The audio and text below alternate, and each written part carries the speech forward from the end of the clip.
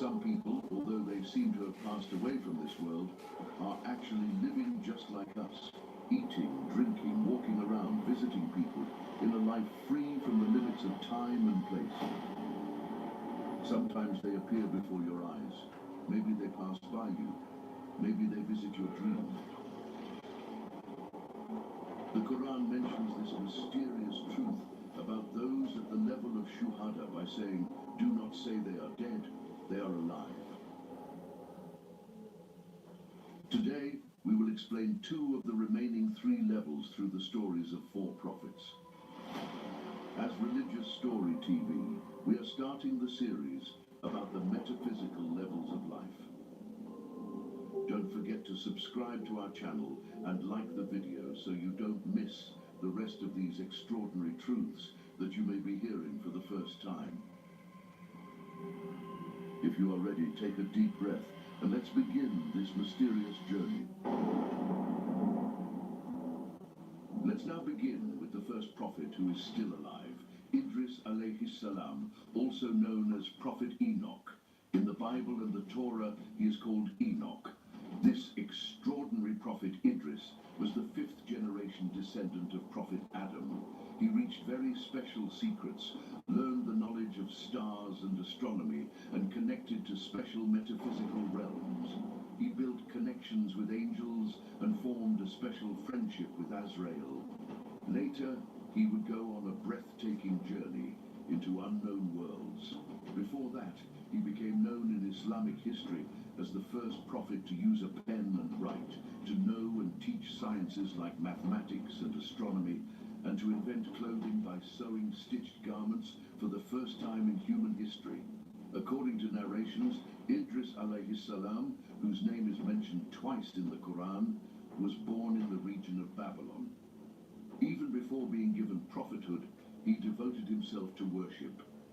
According to Al-Tabari, when Allah gave him prophethood, Adam alayhi salam was 622 years old. He was sent as a prophet to the sons of Qabil, called them to the truth, invited them to obey Allah and resist Shaitan. But most of his people did not listen to him. It is narrated that he had about 1,000 believers who followed him. He knew all the languages of his time and taught people in their own languages. He was sent about 1,000 years before Nuh alayhi salam. Allah revealed to him 30 suhuf, pages. Idris alayhi salam spent most of his time remembering Allah. The angels loved him very much and often visited him.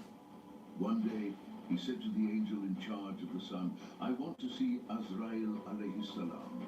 Can you tell him for me? The angel of the sun replied, all right, I will meet him and tell him your request. Then he went to Azrael alayhi salam and conveyed the request. Azrael alayhi salam took permission from Allah and came to Idris alayhi salam in the form of a human. He appeared to Idris alayhi salam during his time of worship. When Azrael alayhi salam saw him, he greeted him and said, O Prophet of Allah, may I be your companion. Idris alayhi salam did not realize he was an angel. Thinking he was just an ordinary man, he said, I have dedicated these 4 days to worship. I have left people behind, and no one saw where I came. How did you find me? Azrael alayhi salam said, O Prophet of Allah, I am also a servant of Allah. I wanted to meet you and worship with you. Please let me join you. Idris alayhi salam replied, you will not be able to endure my companionship. I eat little, drink little, sleep little, and worship continuously. You will not be able to keep up with me. Azrael alayhi salam said, I hope Allah gives me strength. Inshallah, I will endure. Idris alayhi salam accepted him, and they started traveling together. They spent one day in dhikr, worship, gratitude, and fasting. In the evening, while walking, they saw a shepherd on the road. Azrael alayhi salam said to Idris alayhi salam, O Prophet of Allah, we have set out on a journey, but we don't know where we will stay tonight. Maybe we won't find food where we go. Since there is a shepherd here, let's buy some milk from him. Wherever we stay tonight, we can drink milk to break our fast. Azrail alayhi salam wanted to test Idris alayhi salam with this, because as an angel, he did not need food or drink. When Idris alayhi salam heard this, he became angry and said, "Never say something like that again. Allah guarantees our sustenance. Wherever we are, he sends our sustenance there. Does Allah not know where we will stay?" Azrail alayhi salam said, "Astaghfirullah," and they continued walking. When night came, they stopped at a place. Idris alayhi salam became very hungry. They prayed, and Allah sent them a table of food. Idris alayhi salam said to him, "Come, eat." Azrail alayhi salam said, "I swear by Allah who gave you prophethood, I do not feel any desire to eat."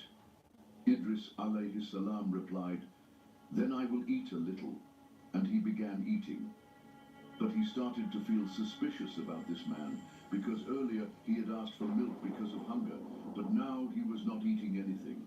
After eating, they stood for prayer and prayed without stopping until the end of the night. Idris alayhi salam became tired and sleepy. He looked at Azrail alayhi salam and saw that he had no tiredness, no sleepiness, and no hunger. Still not knowing he was Azrail alayhi salam, he was surprised. For Azrail, such worship was very easy, because there were angels in the heavens who had been standing in Qiyam since before the world was created and had not yet bowed into Ruku. Idris alayhi salam said in amazement, "I did not know there was a person on earth stronger than me in worship. It was never told to me. But you are stronger than me."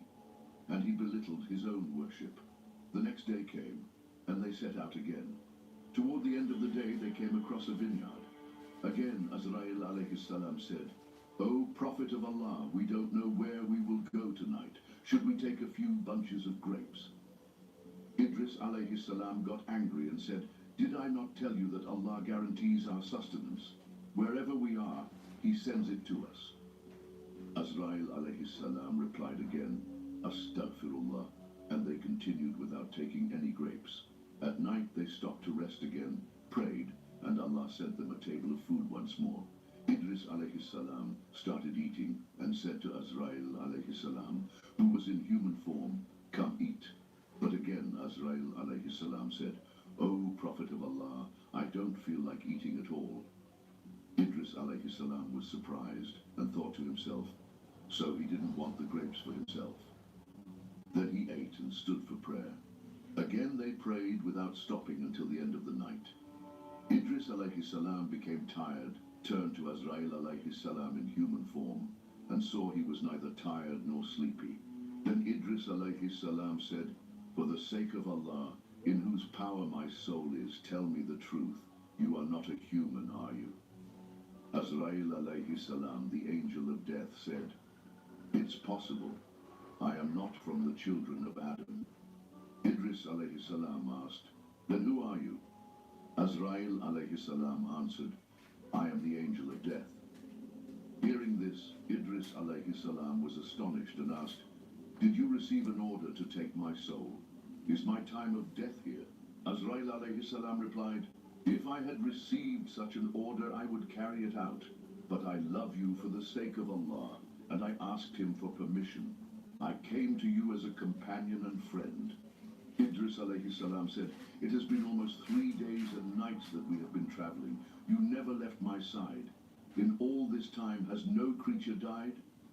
Azrail alayhi salam replied, "O Prophet of Allah, for the sake of Allah who granted you prophethood, how could it be that no one dies? In these 3 days, many souls have been taken. Since the moment you saw me, I have been with you. At the same time, wherever it was commanded for me to take a soul, no matter in which world, I took it there." Idris alayhi salam was amazed and asked, "How do you do this? How is it possible?" Azrail alayhi salam said, "All of the world is before me as close as a table is before a person. Just as a person reaches out and takes food from a table, I reach out and take a soul."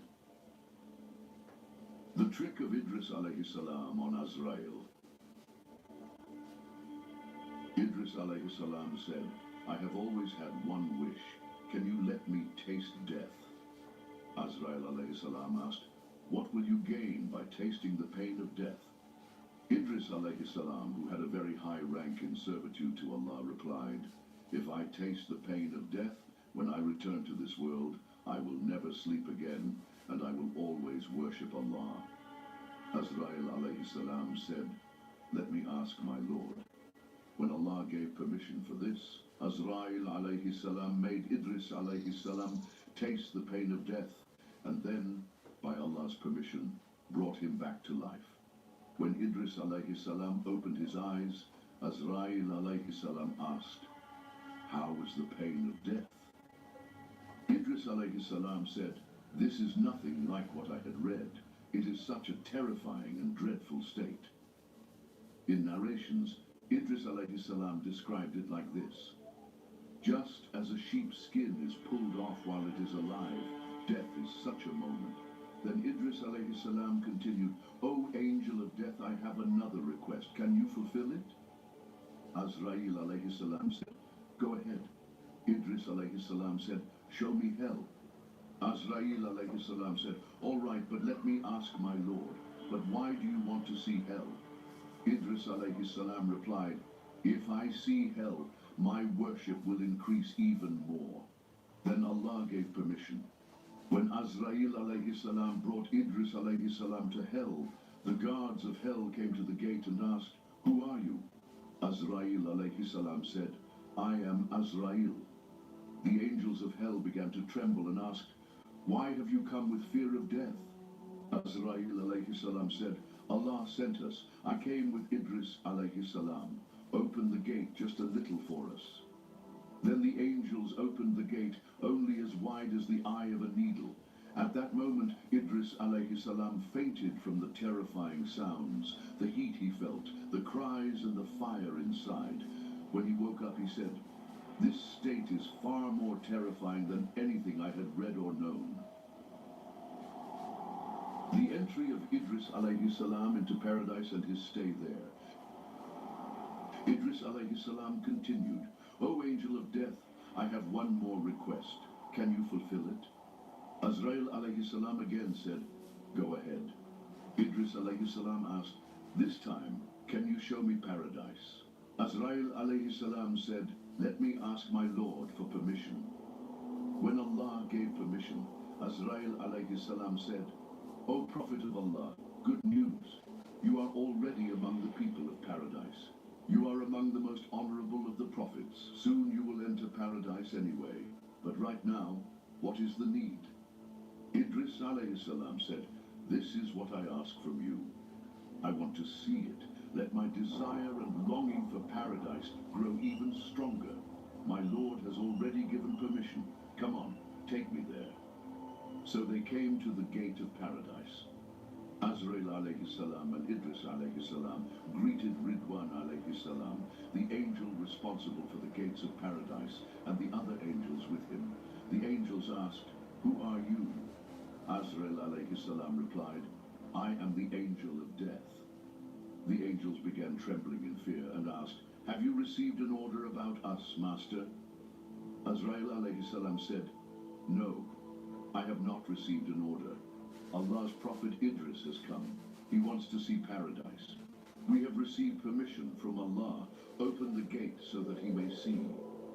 The angels opened the gate, and Idris alayhi salam saw paradise. When he felt its coolness, smelled its beautiful scents, and saw its rivers, his heart became attached to it. He said, let us enter and eat some fruit and drink its water. Then my desire for paradise will grow even more, and I will increase my worship. Then Idris alayhi salam entered, ate from its fruits, and drank from its rivers. Azrail alayhi salam said, come on, it's time to leave. Let's go back. Allah will already bring you into paradise on the day of judgment together with the prophets. For now, this is enough. But Idris alayhi salam grabbed onto a branch of a tree and said, I will not leave. Even if you try, I will fight you. Azrail alayhi salam was surprised and said to Allah, O my Lord, I do not have that much authority. He wants to resist me. What should I do? Allah said, Appoint one of the angels as a judge between you and enter into a trial. Both of you present your evidence. Azrail alayhi salam asked Idris alayhi salam, "What evidence will you present to me?" Idris alayhi salam said, "I will bring evidence from the verses." He continued, "The judgment of Allah is that every soul shall taste death. I have already tasted death, and the people of paradise will say, we will never die again. In the world, there is only one death, and I have already experienced it. Is there any verse that says Allah kills his servant twice?" Azrail alayhi salam replied, "No." Idris alayhi salam continued, "Allah also says, there is none among you except that he will pass by hell. I have already passed by it. And he says, they shall never be removed from paradise. Now I have entered paradise. Once entered, there is no leaving. This is Allah's decree. Because of these evidences, I will not leave." Azrail alayhi salam asked Allah, "O my Lord, what should I answer him?" Allah said, "My servant Idris has defeated you. By my glory and majesty, I knew with my eternal knowledge about his death, and I tied his death to the moment he experienced it with you. I also wrote in eternity that he would enter paradise with you now, and it was already decreed and destined that he would not leave. O angel of death, leave him there. My servant Idris entered paradise by my command, and by my command he shall never leave." And thus, Idris alayhi salam settled in paradise. He is one of the 4 prophets mentioned by name in the Quran. In Surah Maryam, verses 56 to 57, it says, "And mention in the book Idris. Surely he was a man of truth, a prophet, and we raised him to a high place." Maryam 56 to 57. The expression in the Quran, "Rafa'ahu Allahu makanan aliyan," Allah raised him to a high place, has been interpreted by many scholars to mean that his soul and body were both raised to the heavens and that he is still alive. In some authentic hadiths, it is narrated that Idris met the Prophet Muhammad sallallahu alaihi wasallam on the night of Mi'raj in the 4th heaven. Then we ascended to the 4th heaven. There I saw Idris. The angel said, "Welcome, O righteous brother, O righteous prophet." Bukhari, Muslim, Iman, 259. This hadith is seen as one of the clearest evidences that he is still alive. Commentators like Imam Qurtubi and Imam Tabari also state that Idris's life continued after being taken up to the heavens like Isa, and that he will remain alive until the day of judgment. Said Nursi in his book Shu'ala, while explaining the levels of life, writes about Idris. Some individuals who are at the 3rd level of life were raised to the heavens with their bodies and live free from the constraints of time and space. Idris and Isa are in this level. Their life is connected to ours and concerned with our world. Shu'ala, levels of life. What he means here is that they are not dead, but live in another dimension, with their soul and body together in a barzakh-like life. Being free from time and space, they can sometimes appear to people without being recognized. This also points to this level. In Islamic sources, there is also a story narrated from Salama and mentioned in many tafsirs. Idris was a friend of the angel of death. He said to him, "Show me paradise and hell." When the angel of death showed him both, Idris was raised alive to the heavens. This story suggests that Idris was elevated not just spiritually, but physically, with both his soul and body. Second, Khidr alayhi salam. Whether Khidr alayhi salam was a prophet or not has been a matter of debate among scholars. He is one of the most mysterious figures in history. He possesses the hidden and dangerous knowledge of Ledun. Some say that Khidr and Zulkarnain alayhi salam were cousins. Our Prophet Muhammad alayhi salatu wasalam explained in a hadith why he is called Khidr.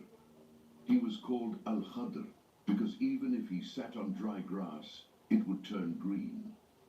Many tafsir books mention that his long life, which will last until the time of Dajjal, is because he drank from the Abu Hayat, water of life. At that time, the great king Zulkarnain learned from one of the ancient holy books that a man from the land of Sham would drink from the water of life and gain a very long life. So Zulkarnain set out east and west to find this miraculous spring.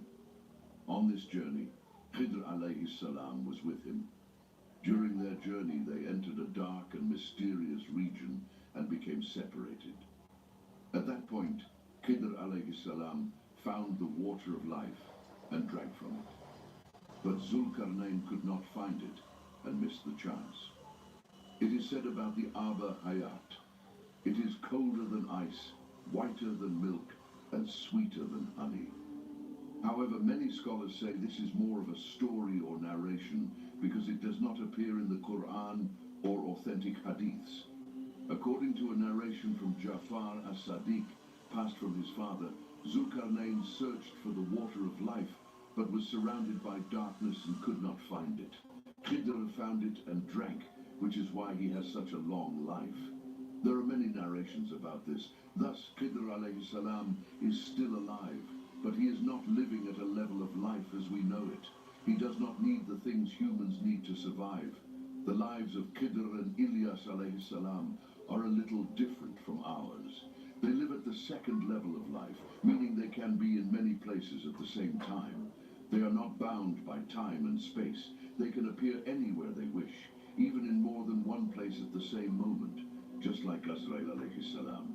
Sometimes they eat and drink like us, but they are not obliged to. In fact, there is a spiritual rank called the rank of Khidr. A wali who reaches this rank learns from Khidr alayhi salam and meets him. Khidr helps people in difficult situations. He removes their troubles. With the permission of Allah, he can be in many different places at once and help people wherever they are. He helps those who obey Allah and follow his path, often from unknown and unexpected ways, and people usually don't realize it. He can even appear in the form of any person he wishes. Khidr alayhi salam has a knowledge called Ilm al-Ladun, Ilm al-Batin, or Ilm al-Ghaib, which covers past and future. This knowledge cannot be gained by effort. It is a gift from Allah. Khidr alayhi salam has been granted this knowledge. The Sufi scholar Kashani said, Khidr was present in the time of Musa and continues to live until today. It is narrated, Ibrahim ibn Adham saw Khidr in the desert and with his advice turned to the path of Zuhd and learned the Ismi Azam from him. Bayazid al-Bistami walked with Khidr. Bishr al-Hafi said he met him. Ibn al-Arabi received a cloak from Khidr. Ahmad Yasevi's father, Sheikh Ibrahim, also became a friend of Khidr. In some narrations it is said that Khidr's lineage goes back to Adam, and his long life is because of a dua made by Adam. Before his death, Adam said to his children, "My body will be kept in a cave. When you leave this land, take my body and bury me in the land of Sham. Whoever buries me in Sham, Allah will grant him life until the day of judgment." After Adam was buried, this blessed long life was given to Khidr. One day, Musa alayhi salam was giving a sermon to Bani Israel when someone asked him, "Who is the most knowledgeable person in the world?" Musa alayhi salam replied, "I am the most knowledgeable among the living today." But Allah did not like this answer and said to Musa alayhi salam, "O Musa, I have a servant who has knowledge that you do not know. He is at the place where the two seas meet." Musa alayhi salam said, "O my Lord, I want to meet him." Allah said, "Take a fish with you and put it in a basket. At the place where the fish disappears, you will find him." So Musa alayhi salam set out on a journey with his helper, Yusha bin Nun. When they reached the place where the two seas meet, they decided to rest. While resting, the fish jumped out of the basket and into the sea. The next day they continued their journey. Around noon, Musa alayhi salam asked Yusha to bring the fish. Yusha said, "While we were resting at the rock, the fish came alive and jumped into the sea. I forgot to tell you, Shaitan made me forget." Musa alayhi salam became excited and said, "That is the place we were looking for." They immediately turned back following their tracks. When they reached the rock again, they saw a man covered with a cloth. Musa alayhi salam greeted him. The man returned the greeting and asked, "Who are you?" Musa alayhi salam said, "I am Musa." The man asked, "Are you Musa of Bani Israel?" Musa alayhi salam replied, "Yes, I am Musa of Bani Israel." Then Musa alayhi salam said, "O Khidr, I want to stay with you for 3 days to learn from the special knowledge Allah has given you." Khidr alayhi salam said, "You will not be able to bear staying with me." Musa alayhi salam said, "Inshallah, you will find me patient, and I will not disobey you in anything." Khidr alayhi salam said, "If you want to stay with me, do not ask me about anything until I explain it to you." Musa alayhi salam accepted this condition. Then they started walking by the sea. Soon a boat came, and the owners let them board without taking any money. After a while, Khidr alayhi salam suddenly removed a plank from the boat. Musa alayhi salam was shocked and said, "You damaged the boat. These people did us a favor and you harmed them."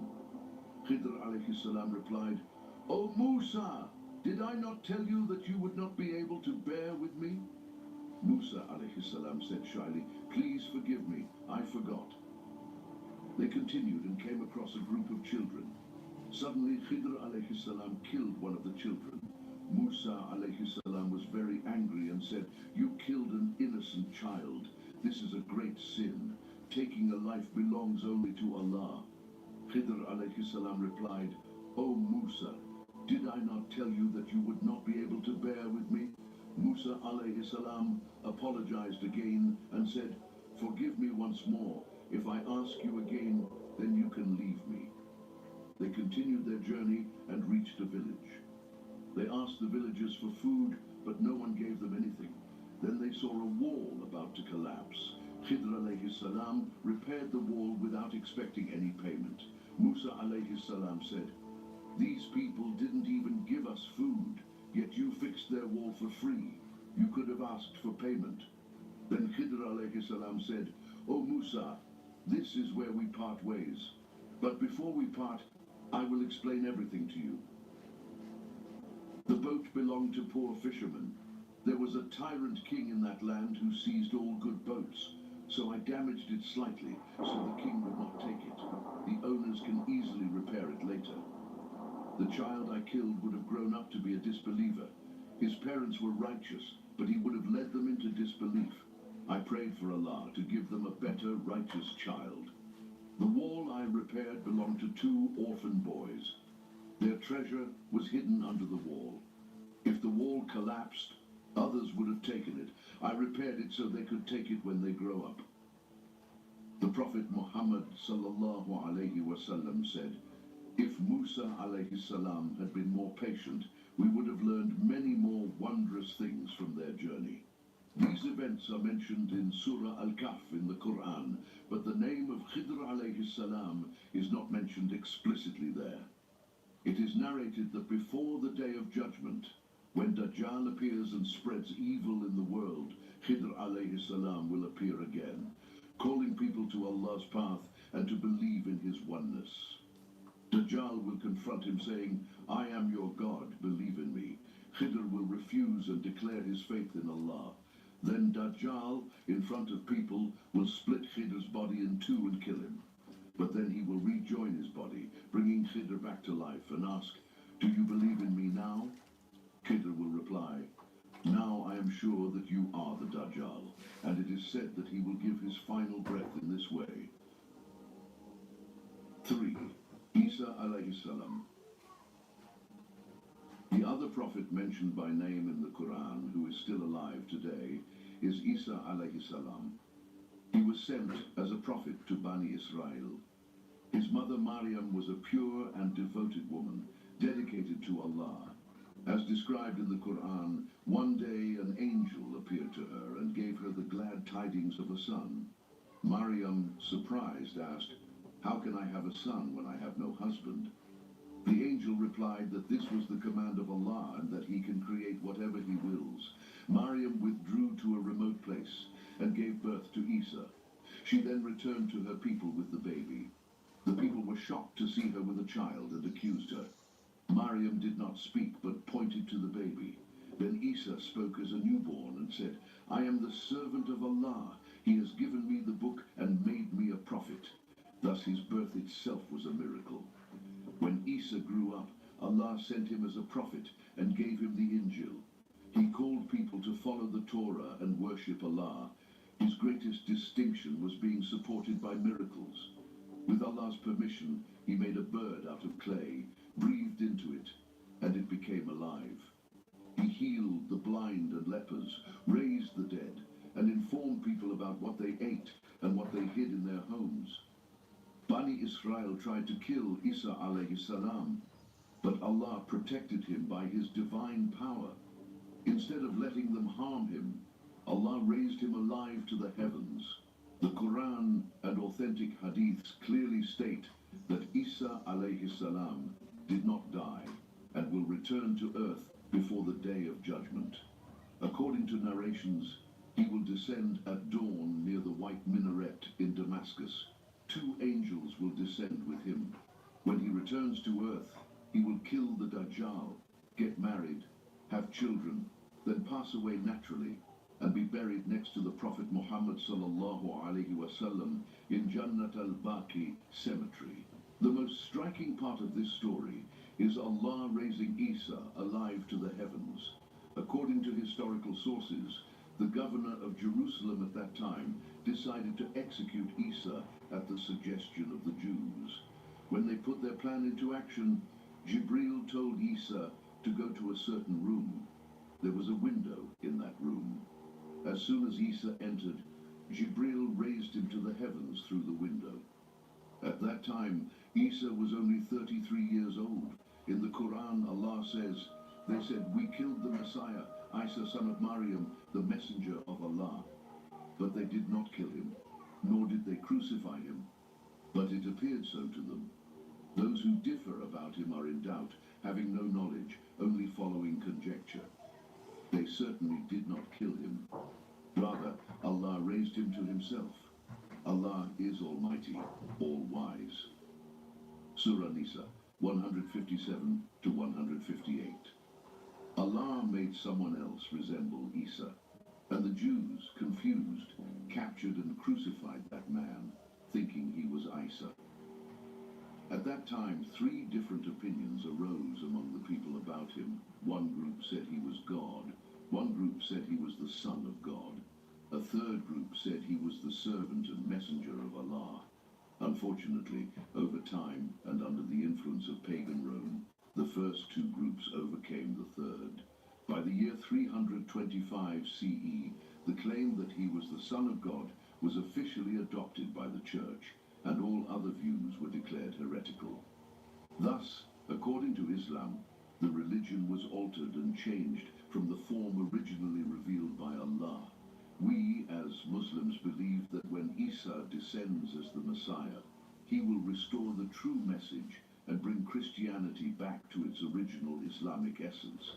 Those who believe he was killed or crucified have gone against Islam and fallen into disbelief. He is still waiting for the time when he will descend from the heavens as the Messiah. When the time comes, he will return to earth. 4. Ilyas alayhi salam. According to Islamic literature, another prophet who is still alive is Ilyas alayhi salam. His name is mentioned twice in the Quran. Ilyas was a descendant of Harun. The time in which Ilyas lived was one of the darkest periods of Bani Israel. The Israelites were living in the lands of the Canaanites, and they began to worship a false god called Baal, influenced by Canaanite pagan beliefs. Baal was seen by the Canaanites as the god of storms and fertility. Giant statues were erected in his name, and people would bow to them and offer sacrifices. At that time, the wicked King Ahab and his pagan wife Queen Jezebel ruled over Bani Israel and actively encouraged Baal worship. In this dark period, Allah sent Ilyas as a prophet to guide Bani Israel back to the truth, to Tawheed, the oneness of Allah, and to stop worshipping Baal. Ilyas became the leading figure in directly opposing Baal worship. On Mount Carmel, he confronted 450 false priests of Baal. The priests prayed to their false god for hours, begging for rain, but nothing happened. Then Ilyas set up an altar, poured water over it, and prayed to Allah. Immediately, fire descended from the sky, burning everything on the altar. This miracle opened the eyes of the people, and they repented, saying, "We will worship only Allah." Rain returned, ending the drought. But after some time, despite all that had happened, the people returned to their old corrupt ways. Ilyas became deeply saddened and lonely when he saw his people falling back into misguidance. According to narrations, he became so upset and hopeless about reforming them that he no longer wished to remain in this world. One narration says, Ilyas prayed to Allah to raise him to the heavens. At a certain place, with Eliasa by his side, a shining horse of light descended from the sky. He mounted it and ascended, throwing his cloak down to Eliasa as a symbol of prophethood. Ibn Kathir narrates this story, but notes that it seems to come more from Israelite, biblical traditions. Allah knows best. Ilyas and Khizr live at the same level of life, a hidden barzakh-like life, where body and soul remain together but unseen behind veils. Sometimes they appear together on earth, and sometimes they remain hidden. Some scholars say Ilyas still occasionally descends to earth to help those in distress. In the Quran, Allah says, "Indeed, Ilyas was among the messengers. We included him among the righteous." Safat. Some scholars interpret this as a sign that he is still alive, like Isa. Others say it means his spiritual rank was elevated. In the Bible, he is known as Elijah. A narration from Anas radiallahu anhu says, "One day, while traveling in the desert with the Prophet sallallahu alaihi wasallam, we heard a voice saying, 'O my Lord, include me among the ummah of Muhammad sallallahu alaihi wasallam.' The Prophet said, 'O Anas, go see who that is.' I climbed a hill and saw an elderly man in white clothing, worshipping. He asked me, 'Are you a companion of Muhammad sallallahu alaihi wasallam?' I said, 'Yes.' He told me, 'Send him my greetings and tell him Ilyas wants to meet him.'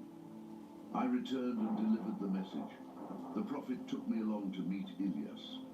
They talked for a while. During their conversation, a table of food descended from the sky. The Prophet called me over, and we ate together. After the meal, a shining horse descended. Ilyas mounted it and ascended to the sky. The Bible's Book of Kings also mentions Queen Jezebel as the one who promoted Baal worship. Ilyas called his people to abandon idols and return to worshipping Allah, but they rejected him and even plotted to kill him. Allah, however, foiled their evil plans and raised Ilyas to the heavens while he was still alive. We will continue this video series. Please don't forget to subscribe to our channel, turn on the notification bell, and share your thoughts in the comments. Like the video and support us in this way. May Allah protect you. Assalamu alaikum.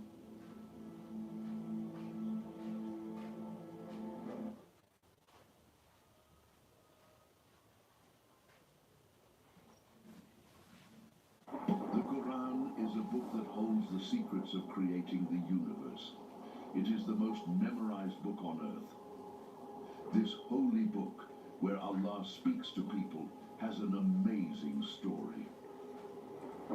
But do we know this story of the Quran? How did it begin? What steps did it go through? And how was it made into a book and reached us today? From the first first verse to the last, we now take a step together into the 23-year divine journey of the Quran. To learn the mystery behind this journey and the story that came to us. Now listen carefully.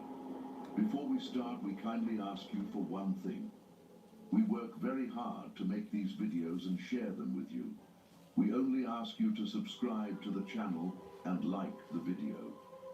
If you are ready, let's begin. In the year 610 CE, in the month of Ramadan, on a Monday night, the night of Laylat al-Qadr, it was the night when the Quran would be sent down from the hidden tablet, Law al-Mahfuz, to the heavens. And from the heavens, the first verses would meet our Prophet, sallallahu alaihi wasallam. The 18,000 worlds and all the angels were waiting for this day. That night, prophethood would be given to our Prophet, alayhi salatu wasalam. That night, Allah Azza wa Jal would speak to his servants. When Muhammad alayhi salatu wasalam was around 35 years old, he started going to the cave of Hira on Mount Nur, about 6 kilometers away from Mecca, a place he learned about from his grandfather Abd al-Muttalib. When he turned 38, he began spending half of the year in this cave. It is said, when Allah loves a servant, he makes the world bitter and ugly to him. Our Prophet had distanced himself from the world of his time, searching for something. Even the word Hira means search. In the 18,000 worlds, all the angels formed a corridor, like a red carpet from the sky to the earth. And every shaitan was stoned and driven away. The worlds were purified. After this corridor was prepared, Jibril Amin brought the revelation. That night, many stars fell from the sky. It was such an extraordinary night that even the mushriks noticed it and felt something unusual was happening. The journey of the Quran began in the silence of Mecca's mountains, in the cave of Hira. In that silent cave, suddenly an extraordinary power was felt. The angel Jibril alayhi salam appeared, filling the whole cave with divine light. Jibril alayhi salam, with a strong and shaking voice, said, Iqra, read. Our Prophet, sallallahu alayhi wasallam, surprised and frightened, replied, I do not know how to read. Then Jibril held him tightly so strongly that he felt the full weight of the command. This scene happened 3 times, and finally the blessed verses came. Read in the name of your Lord who created man from a clot. Read, and your Lord is the most generous, who taught by the pen, taught man what he did not know. Surah Alaq 96, 1-5. Our Prophet, alayhi salatu wasalam, overwhelmed by the revelation, ran out of Hira and started rushing home. On his way home, whichever tree, stone, or animal he passed by, he heard them say, Assalamu alayka ya Rasulallah. His state of shock. Assalamu alaikum, my dear viewers. Thank you so much for joining my live. Nawapenda sana. And Patrick Mbindio, hello too. DC, hello. I hope nyote mko salama. Akina wapenda sana na Mungu awabariki kwa kujoin live yangu na kunisubscribia kwa channel yangu. Thank you very much.